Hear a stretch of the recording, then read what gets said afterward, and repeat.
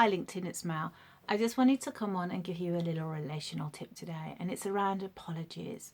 Um, Sometimes when we give apologies, we may not do it in a way that's very soothing to the other person.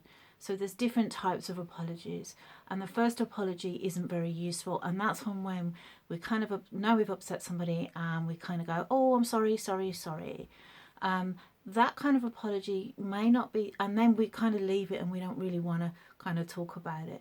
That apology is often from a place of shame, and it kind of says, I just really want to shut this down. I've kind of said I'm sorry and I want to shut it down, but the other person is often left with some residue from that of, I'm still a bit upset about it, we haven't been able to resolve something and we haven't been able to repair, and so that's not going to end so well. An apology where we kind of know what we've done and we can say, "Oh, I'm really sorry that I didn't hear you properly in that moment," really validates the experience for somebody else. It also says you kind of know what you did, and we also know that we have to then integrate this part of ourselves that didn't do so well. And so this is a much more vulnerable sorry to offer. So if you're getting a, "Oh, I'm sorry, sorry, sorry," and you're kind of not feeling it, it's quite possible because we haven't been able to identify what's happened. And of course, if once you've given a good apology, the ability to wait for somebody to come back to you and decide when they've calmed down enough whether they forgive you or not is really important. What happens sometimes when we've upset somebody is because there's a disruption in the attachment, we kind of want to fix it straight away. And so we don't give the other person enough time to process. I often see this between men and women. Men sometimes can get on with it much quicker.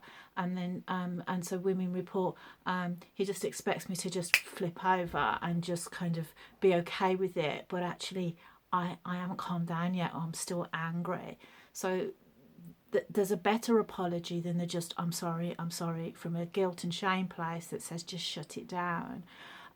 Also, if you apologize but you put anything after it, you may undo your apology.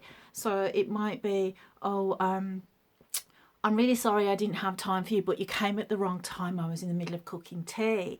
So you kind of said sorry, but you've also blamed the person for coming to you. So that apology is not going to work so well. A good apology takes us to a vulnerable space. We own that we didn't get it right.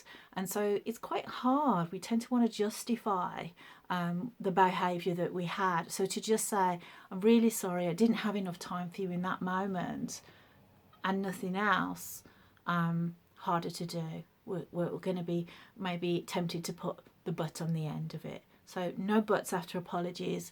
It really decreases the value of the apology. The ability to it's not what when people come to me, often they're very good at fighting, but the ability to be able to hear each other and to repair the conflicts isn't always a skill that people have. So I'm really hoping that's useful to you. It's me, Mel Riley, adult child and family therapist, unscripted. And today I've got my tripod out because I realised that I have this tripod and I don't use it. And it allows me to move my arms because being neurodiverse, I can't really think straight if I'm too still. So that's me. Have a lovely weekend and I'll catch you guys later. Bye.